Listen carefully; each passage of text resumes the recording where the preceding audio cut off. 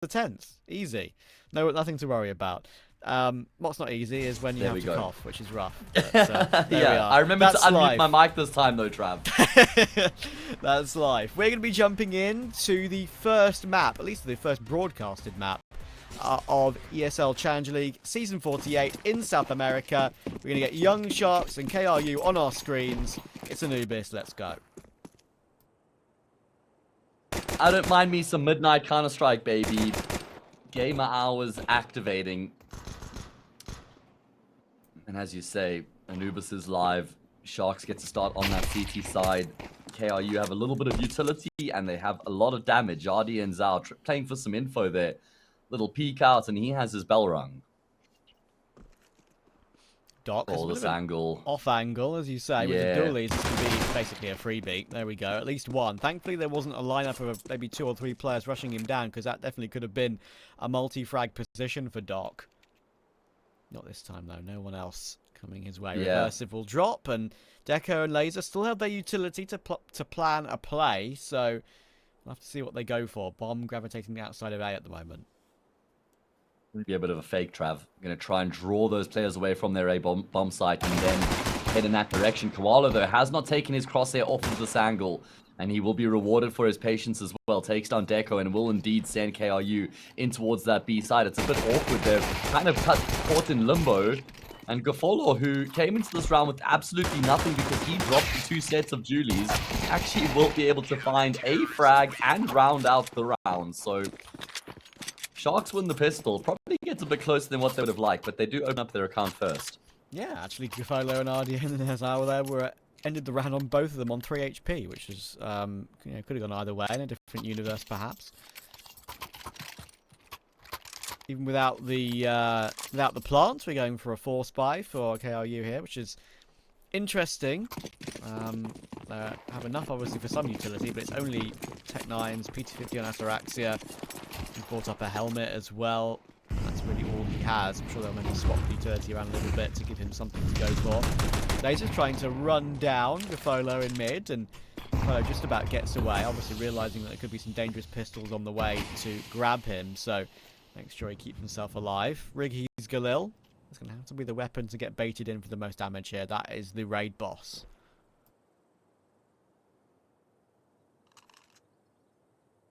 Yeah, absolutely. He is going to have to be the tip of the spear, the man to do most of the damage as KRU look to burst their way through that smoke. RDN will find a kill on Laser initially. Not going to stop that onslaught. However, the second wave of defense will be enough. At least KRU are able to get the bomb down at the bare minimum, but doesn't look like there'll be much else outside of that. They do come close in a few gunfights, but just the one casualty for Sharks. They won't mind that result.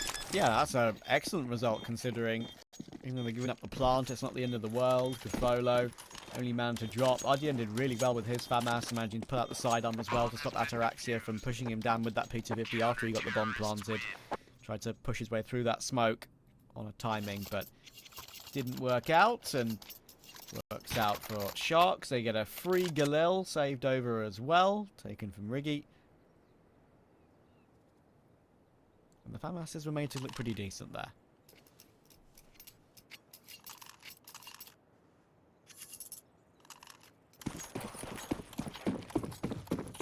Yeah, certainly were able to get the job done required.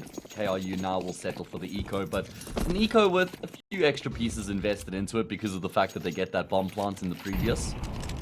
They figured that their little pop in towards B didn't work out, so now they're going to try a exec in towards the A bomb site. There are 2 players here for Sharks and a fresh smoke as well. Will it be respected is the question.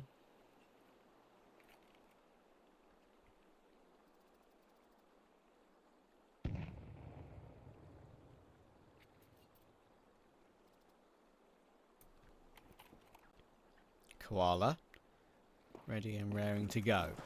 Incendiary, as soon as he hears players running his way, and he'll absolutely hear them ticking to that fire and flames. Doc is there to support. He gets a couple, and that's time for him behind to do some of his own. With a bit of help from Doc, with his 3, Koala makes sure he gets himself at least that 2. Great start for Sharks. Clean as they would have wanted. Koalas are cool animals, aren't they? Oh, general? absolutely, mate. Yeah. Have you seen a koala Borderline IRL? I think maybe at like a zoo or something. I Yeah. mean, seeing them in the wild is highly unlikely, I suppose. But they Yeah. are just like the cutest animals out there. I feel like you've got some good koala facts for me, Trav. Well, I mean, other than the fact, what is it, the eucalyptus they eat? That's the only thing I Yeah, really they know. do. So, Yeah. I mean, it's I'm always pretty sure there's some like crazy koala facts out there. Oh, for sure. I think one of the most famous things is that yeah, is that people call them a koala bear when they're not a bear, right? That's one of the most famous memes. They're like closer to rodents or something like that, maybe. I mean, I know for a fact there's like a song about it. It's like, please don't call me a koala bear, 'cause I'm not a bear at all. Something like that. You know? Okay. Oh, there we go, koala. He Look at him is go. certainly scaring KRU here. Yeah, regardless of what you're going to classify him as, he is tearing KRU apart.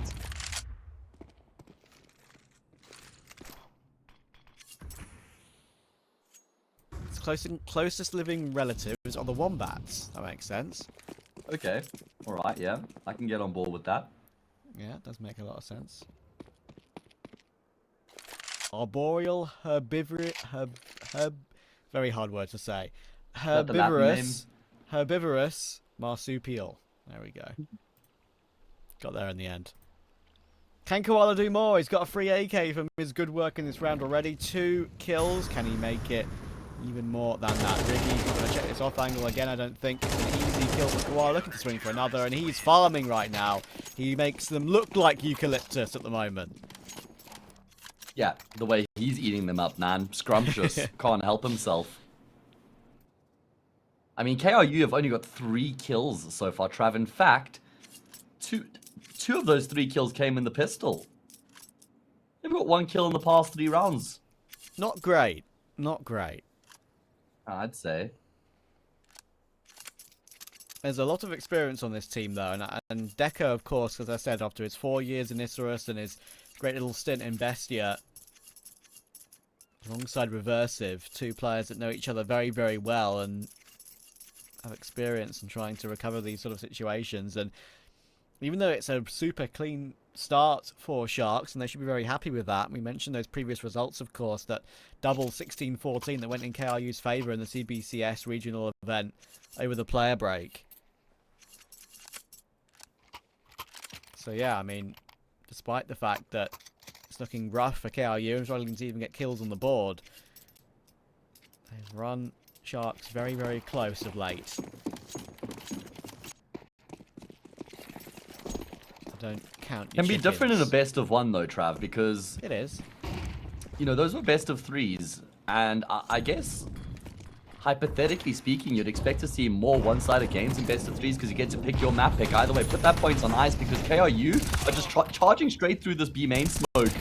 The defense has been able to hold up so far over on the side of the map. RDN is going to find himself an important multi, but can't completely lock it down. Doc will rotate through and get a frag of his own. And guess who? It's Koala. Oh my, he's in the perfect position. That's so unfortunate. Reversive is thinking because Koala's the A main player that there's a very good chance he's coming through canals, but that's not the case this time around. Yeah, I mean, obviously the very common plant spot is open to the flank and open to the E-box and canal area, like you say. So he tries to maybe use that information to the best of his ability and plant what he thinks is safe. But it ain't. Koala gets himself his 8th.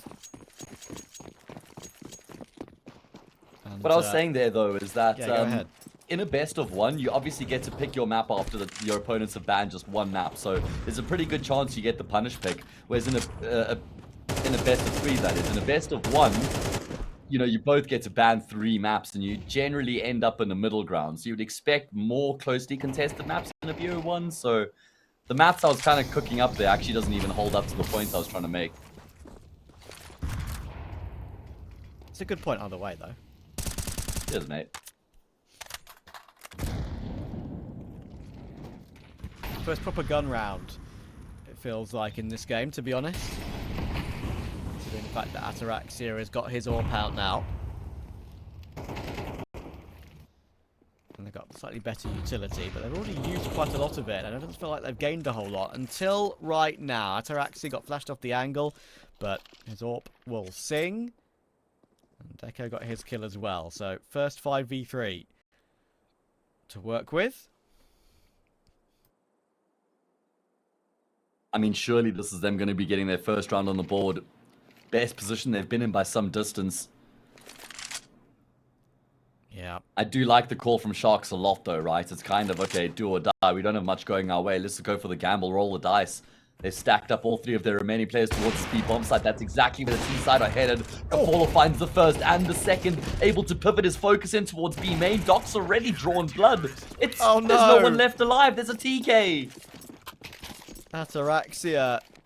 Well, his teammate's name is reversive, but you don't want to do the reverse and take out your teammate. That's not the way to go.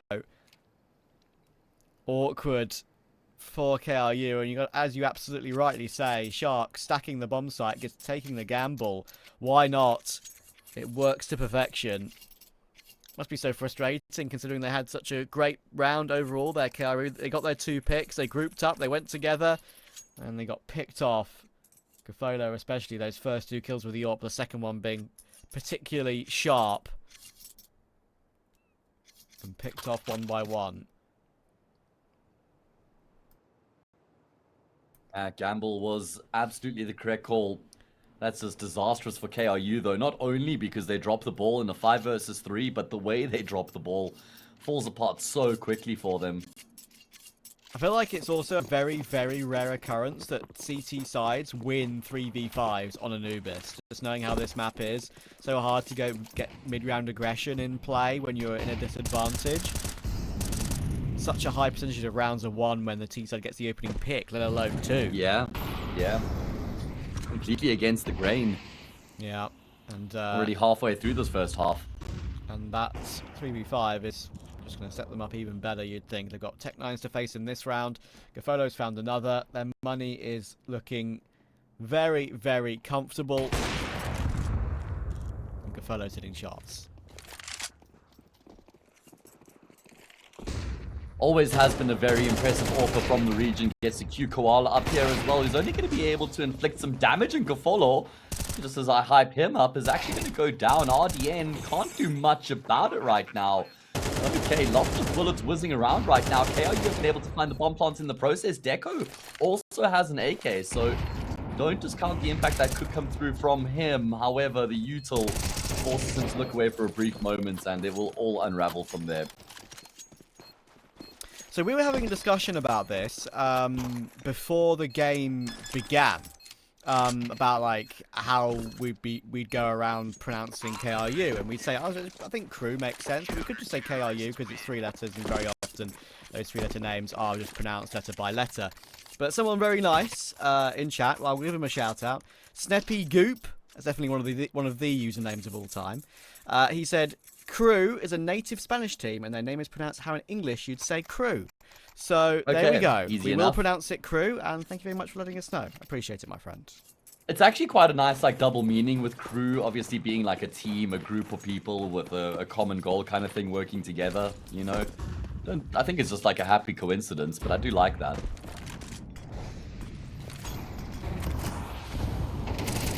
Looks like they're trying to play with some pace now over on the T side. Yeah, Koala's going to be forced all the way backwards, perforated. Also inflict some damage of his own though. And crew, looks like they're going to head in the opposite direction as a result.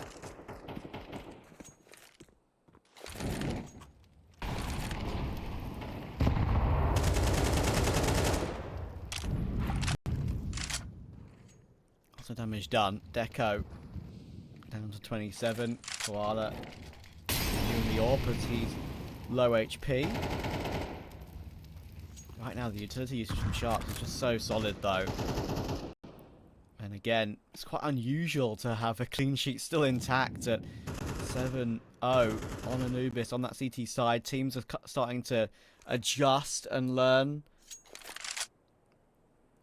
about how to make these CT sides a lot more viable over the course of this map's tenure in the pool, and it's getting more and more even as time goes on. That's how ridiculously T-sided it was to begin with, of course. Anyway, Again, they're picked down. That nade's going to be dirty. Oh, Reversive and Laser both take massive tags to that. Another one will come through on Reversive. Down to 29. He hasn't even seen a soul. Pepe will be mollied out of the cubby, but look how many defenders there are to get through for Crew. Laser and Deco will do really well, though. Reversive started it off. 1 kill for each of those 3. And now they've got an advantage. The smoke from Gafolo going super aggressive. Takes actually quite a long time to get that kill, considering he got the drop on his opponent pretty much. 2 versus 2, low HP on both of them. They go for a double swing, and that's the way to do it. Reversive with 3 kills on the board in that round. Nice triple, and it gets Crew off and running. Yeah, good pivoting from them back and forth as well, kind of realizing the best opportunities they had available after they inflict the damage to the A anchor. They know there's a good chance that the CTs are forced to kind of pad up the defense on that side of the map. They try and knock down the defense on the other side, and eventually they are able to get the job done. Not wasting any time either in that post plant, just forcing the issue to finish off the round. And Crew get themselves on the board. There has to be a few more where that came from, though. Can't just be a one and done. Oh, that's Araxia. Felt like he had forever to line up that shot on Pepe. Pepe hands.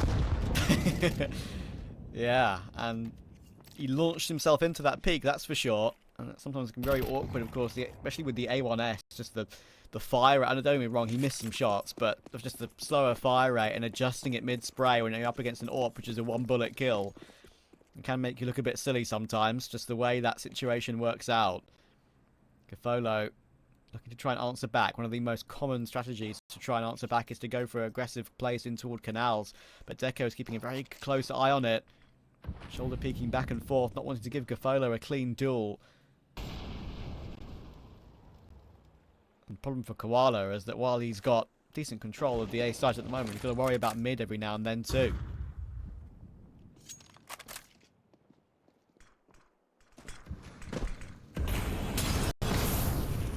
Oh man, great util usage raining in on the save bomb site. There is support that's coming through for Koala, but the initial flash is so good, and Laser was very ready for that extra peek to come through, but Doc does the damage.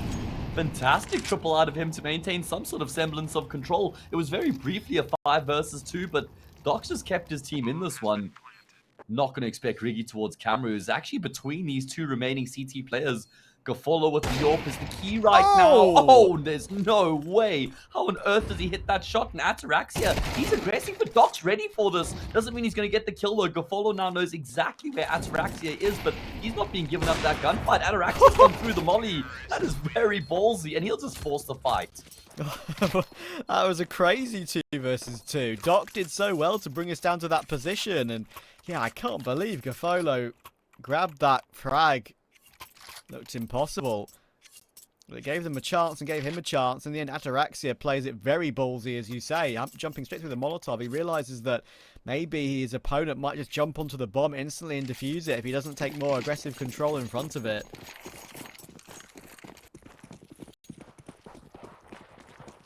So, yeah. I think Crew, there's a world in which both those last 2 rounds wouldn't have gone their way. It could have been 9-0, but they answer back. Those 2 closely run 2v2s and 1v1, as it turns out. And they have a bit of a handle hold on the game now.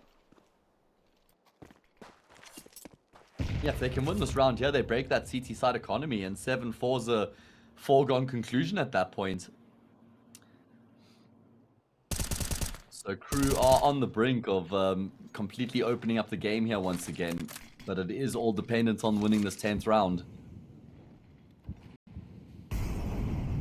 Laser has only gotten 2 kills so far on this map, but he looked pretty snappy on the entries in towards that A bomb site in the previous, so hopefully a sign of things to come from him as we see Crew continuing to just play this numbers-based Counter-Strike. Remember, they've got Yell as their coach now, guys.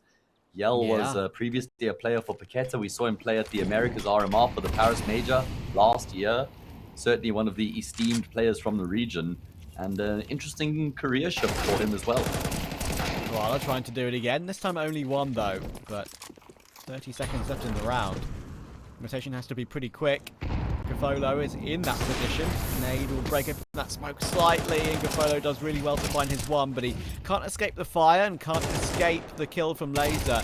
Doc gets one more, though, and Doc is doing an absolutely brilliant job from this position. Time and time again, Ataraxia is screwed. And Doc will He's even 15 make it and a triple. 3. Doc is 15 and 3 right now. He is having a field day. Such important multi-kills coming through from him. Yeah. And unfortunately for Crew, they don't get the bomb down, so it means they're going to have to eco here as well. You mentioned Yale, I mean, about him playing with Paqueta too, right, in the Americas RMR for Paris. Yes. I mean, he's been around also for a very, very long time, and he's still quite a good player. I mean, I remember him back on the Luminosity days. I think did he AWP for Luminosity, I think, back in 2016, 2017? Not sure. I mean, not in my memory bank, but maybe. Back then, I seem to remember he AWP'd a little bit, but yeah, I actually quite enjoyed watching Yale. What Yale just sort of reminds me of sort of the old American Pro League. I used to see him play in that particular league every single night. Oh. Anyway, this is actually a really nice hold from Pepe. He could be on for all of them here. He swapped to the AWP. It's down to reversive, but the ace is stolen by Koala. And I say stolen. In fact, he was actually there on good time to help out his teammate because that round was getting somewhat close. I don't think Pepe is going to be complaining too much about that last kill being nipped up by Koala. Good rotation coming through there. Looked a little bit shaky for Sharks, but yeah, after, was it RDN who just misses all those shots in towards E-Box, but it is okay at the end of the day. Important multi-kill coming through from that Bianca. Yeah, and Pepe did really well because he had only a few bullets left in the A1S to get that third kill, I believe, and yeah, it could easily be run down in that sort of situation. So, very nicely played by him. Last one of the half coming in, and it's a nice headshot by RDN to start it off.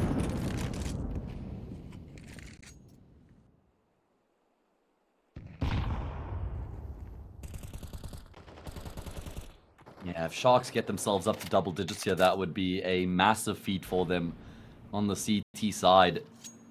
All of their individuals just coming to the table when they've been required, when they've been called upon.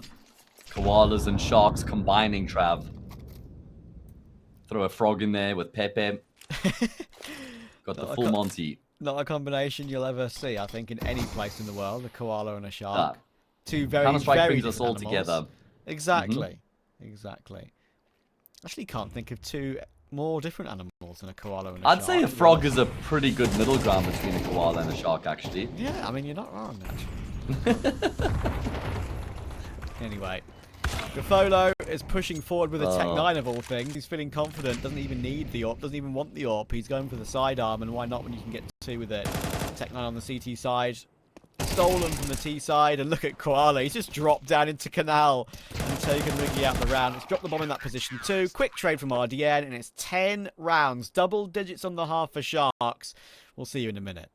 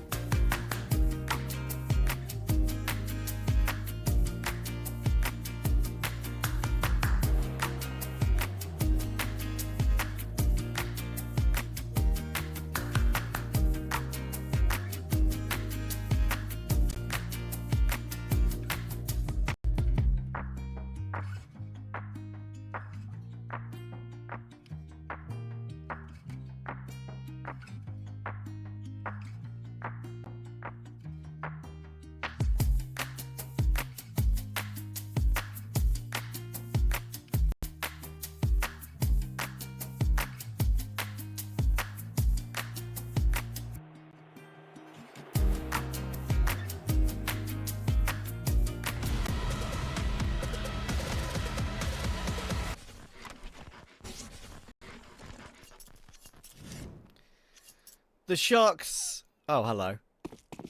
I didn't hear you say anything. I didn't hear you tell me. That's all I'm saying. I didn't hear it. That's all I'm saying.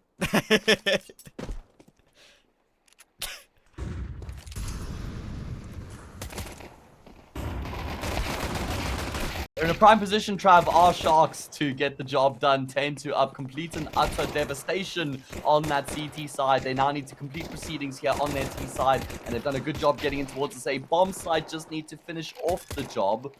Koala wants to plant the bomb here. There's still a number of players for them to try to deal with. And Deco's making life very difficult here for Sharks. Yeah, Deco actually managed to get away without...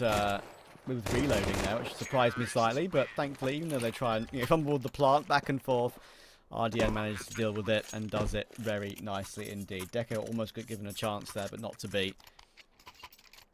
All I was going to say was that the Sharks were looking hungry. It's fine. Listen, I still love you. It's alright.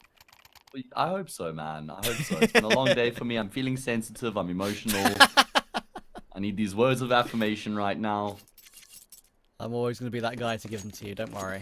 That's true. That is factual.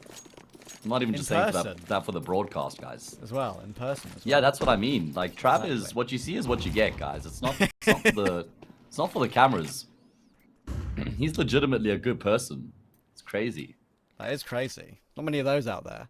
No, not many, mate. Not many. I'll tell you that much. Anyway. By the way, you know what I don't like, Trav? I'm going to tell you something for the first time you've never heard me say before. I don't like teams force buying in the second round here when it doesn't guarantee them some sort of a full buy later on in the half. Because if Crew lose this, they're going to have to just force again to try keep themselves in on Anubis. We may not even see them get one full buy on the CT side. I've never heard you say that before. Absolutely crazy statement. Deco, though, he's going to start it off nicely with the MP9. And there's some damage done to Koala here as well. They've got a nade stack in position. This could be Kafolo in the dust. Let's see if it reaches him. Oh, actually not as much damage as I thought.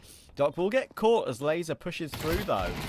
Down to this 3 versus 3. They know RDN is toward that platform area just behind the smoke. So the damage being put through that smoke to tap him down. But in the end, that smoke is going to be a little bit too awkward. And they all peek together on a timing to make sure they deal with it nicely. And as you so rightly say, that force buy comes to nothing.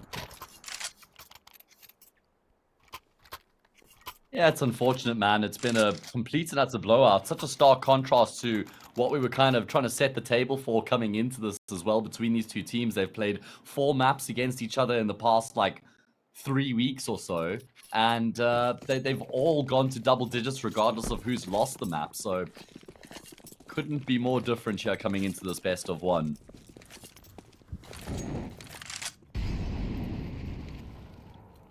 Yeah, it's been a rough one for Crew. Shame, because I thought this one could be pretty tightly contested. I guess they said the last 2 games that we've spoken about, you've just mentioned, were pretty competitive, especially that last one just 5 days ago. As I said, quite a lot of these Brazilian teams playing some of these sort of tier 2, tier 3 regional events to keep themselves fresh and sharp over the player break. And yeah, Sharks definitely looking for some revenge, perhaps. But don't forget, Yeah. of course, it is a bit of a different format in the back-to-back BO1s in Challenger League. Yeah, we'll see these two teams play up against each other again in a few moments' time. Map yet to be decided. It cannot be Anubis again. No, Riggy. Probably feel like he should have gotten more than just the one kill there, considering the opportunity that it presented itself as things now fall apart here for Crew. It is only Deco left remaining. 1 versus 2, not impossible, but... Oh, okay. He's alive here, Trav. 17 points of health. He's got the bomb as well. Oh, how is my guy alive? How has he escaped a nade? How has he escaped a molly? He's managed to get himself through the smoke. 6 HP to spare. Doc is 18-6 in this game. He's looking to try and close it out with an even better KD. And Deco on a tight angle. He hears Doc running back into the site. So Deco's going to try and ghost his way in here. Doc going for the plant. Deco not afraid but to push forward. But it's going to be glanced at by Doc. Wow. Of course he's going to take it. That is a fast headshot. And a very comfortable first map of the season for Sharks. Mate, towards the end of the last season, you could see it from Doc. He was looking very good, excuse me, on an individual level. And if he can keep that up coming into this new season and kind of just stake his claim as that star rifler here on Sharks, we could see some very exciting